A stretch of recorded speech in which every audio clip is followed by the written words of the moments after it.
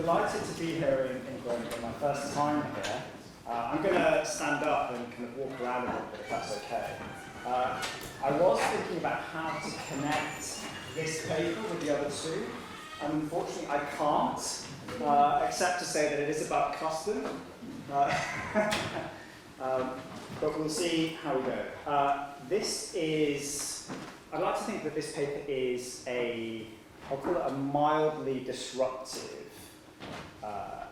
paper. That's what I'm aiming to do with this. It's about particular and general rules of international law. So what I want to do first of all is just start with definitions, then think about some problems with existing understandings and suggest a solution. Okay, so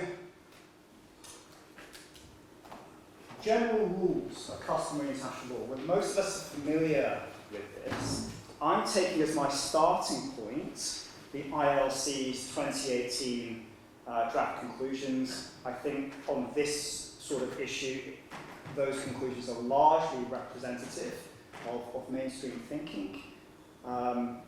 And when it comes to general rules of international law, the ILC thinks, and most mainstream international laws would say, so these are rules of customary international law binding all states in the world. And the key is, when it comes to formation of these rules, it's not the case that all states have to have participated in or accepted this practice as law to become bound by it. Okay? And the ILC is very clear on this, as is much of mainstream thinking. So you can have a general rule emerging that binds states, many states, that are non-reacting. Okay?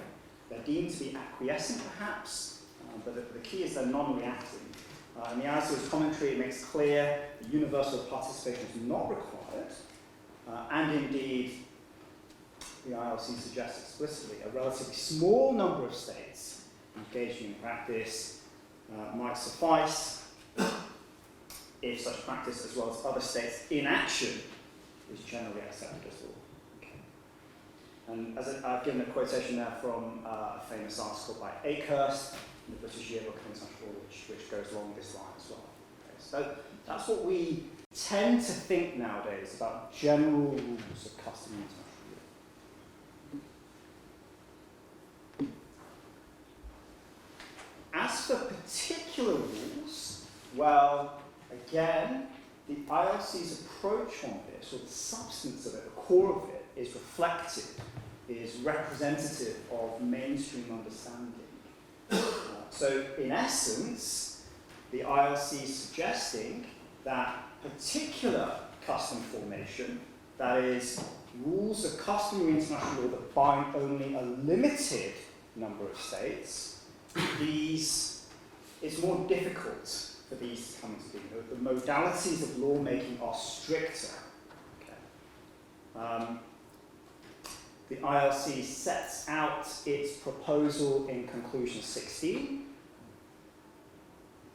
and in its commentary it makes clear that each of the states bound by the particular customary rule must have accepted the practice as law among themselves. Okay? They all have to have accepted practice as law among themselves.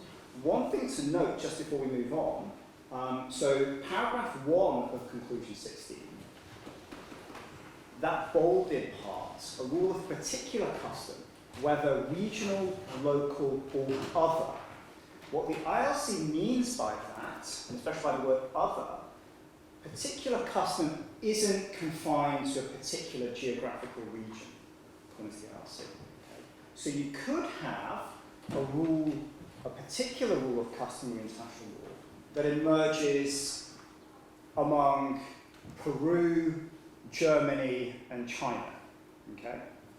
It's a limited group of states, and they happen to share in a particular cause, and a rule of customary international law, a particular rule of customary international law emerges among those three states, assuming, of course, that each of them accepts the practice as law among themselves. And again, on that, the ILC is explicit, okay, in its commentary. I haven't given you the quotation here, but it's explicit about that.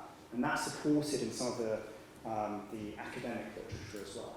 A particular custom is not geographically or regionally confined. Okay, so those are some definitions. Here are some problems. I'm keeping this simple, okay, because I think about this at quite a simple level. So the present approach, the sort of dominant thinking, is what I call a bifurcated approach. Particular custom formation is different from general custom formation. Okay? The lawmaking modalities are different.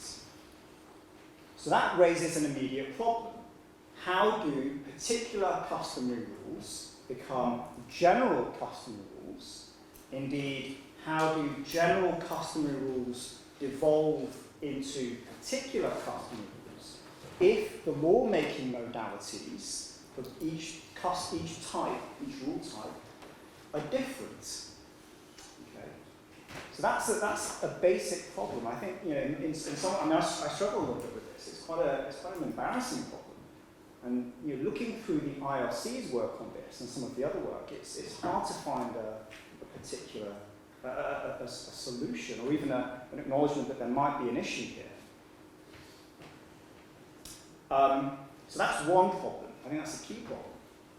Any successful account of custom formation has to be able to explain how particular rules can become general rules or vice versa. The second question is, I'll just touch on this very briefly, and we can talk about this perhaps a little bit more in the Q&A. In the case of general custom formation, as we've seen, non-reaction is treated as acquiescence, as acceptance. But how? Okay, and that doesn't sit well, that does violence to our ordinary understandings of acceptance. Non-reaction, again, just thinking very simply, non-reaction is just not the same as acceptance. In philosophical work on acceptance or belief, acceptance is acceptance. Non-reaction is something else entirely. So that's another problem as well. The third question is, just at a very basic level, why is this bifurcated approach to custom formation true?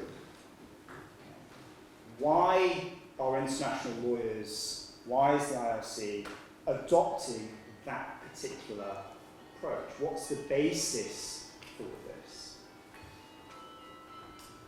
The IRC says that, again explicitly, particular rules, customary international law, are exceptional. Okay. The bifurcated approach prefers the establishment of general rules. Okay? A limited group of states can engage in practice, many other states can be non-reacting, deemed to be acquiescing or accepting, and all of a sudden we have a general rule of customary international law. But why? Okay, why are we thinking this? Given some of these other problems that we have as well. So, my suggestion is what I call a unified approach to custom formation. So we want to think, I suggest, that particular and general custom formation operates in the same way. And in particular, what I want to suggest is that the supposedly stricter modalities of lawmaking modalities that apply to particular custom formation, those also apply to general custom formation. So they apply all the way up. So for any rule of customary international law, whether particular, applying to governing a limited group of states, or general, governing all states, any rule of customary international law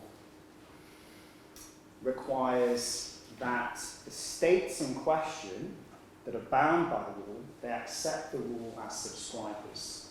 Okay. So if the rule is to be a general rule, all states in the world should be accepting that rule, that practice as law. They should all be subscribers. Now, what that means is that general rules of customary international law might actually be rare, and particular custom might be much more common. Okay. Now, there are various advantages. How am I doing for time? You have 5 minutes. Okay. There are various advantages. One is simplicity.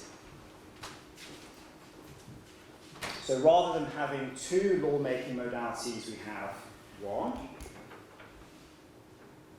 And to the extent that we think that simplicity is a virtue of explanations, then this stands in its favour.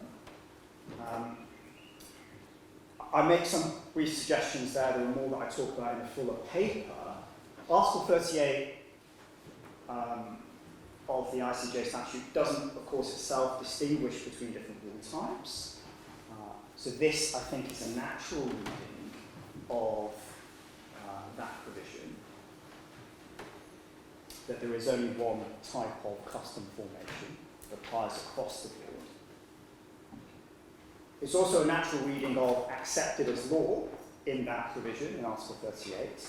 Okay? Accepted meaning accepted, okay? Not non-reaction, but acceptance.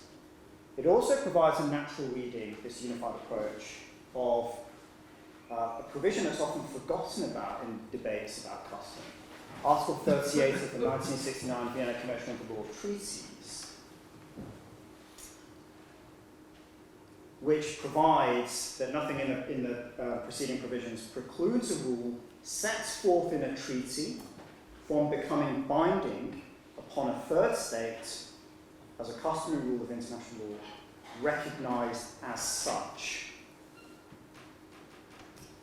Now, it's that last part, recognised as such, that causes some controversy, but a natural reading of that, and certainly in line with the drafting history, is that that's referring to the third state. Okay? So the third state recognising the customary rule. So a customary rule doesn't become binding on the third state unless the third state accepts the rule as a subscriber.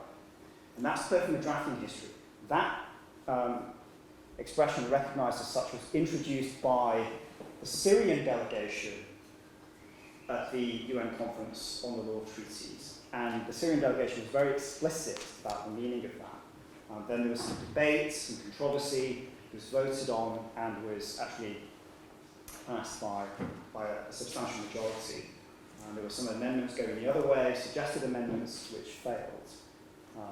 So I think Article 38 of the VCLT also, at least on a natural reading, I think, supports this particular unified approach to custom formation as well. Now, in the last couple of minutes, I will just talk about two clarificatory distinctions that we need if we're going to make this unified approach to custom formation work. Okay? If this is something that we do think is plausible, is an alternative to the bifurcated approach, we need some additional tools to make this work. One is the distinction between subscribers and non-subscribers. Okay? So the unified approach is concerned with states accepting rules as subscribers. And so, for example, they may conform in their practice to the rule. But you might have, so for instance, if we take our example, Peru, Germany, and China was the example I was using. Let's suppose that a particular customary rule emerges among those three, and then a fourth state comes along and it, in its verbal statements, recognises that there is such a rule, it acknowledges that.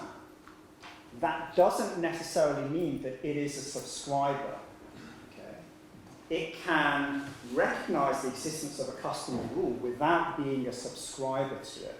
And we need this distinction if we move into a world in which particular customary rules are much more common and general rules much more.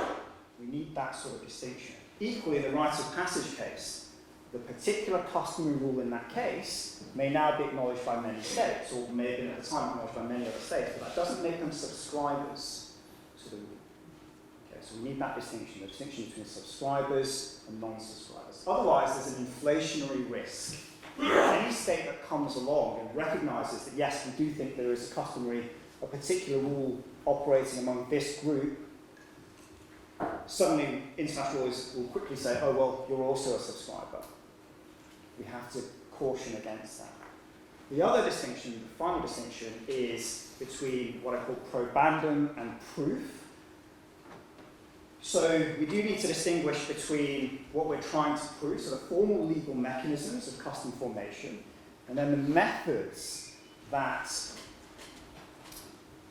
international lawyers or courts might use to prove that such a rule exists.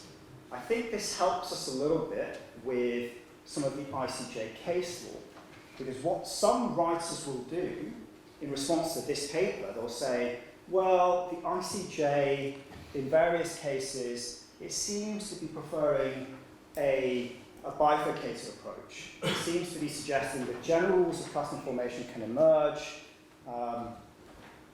binding all states in the world.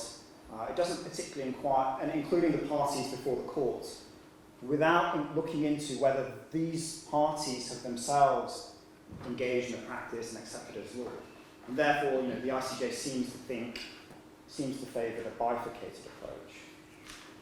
So one response is to distinguish between probandum and proof.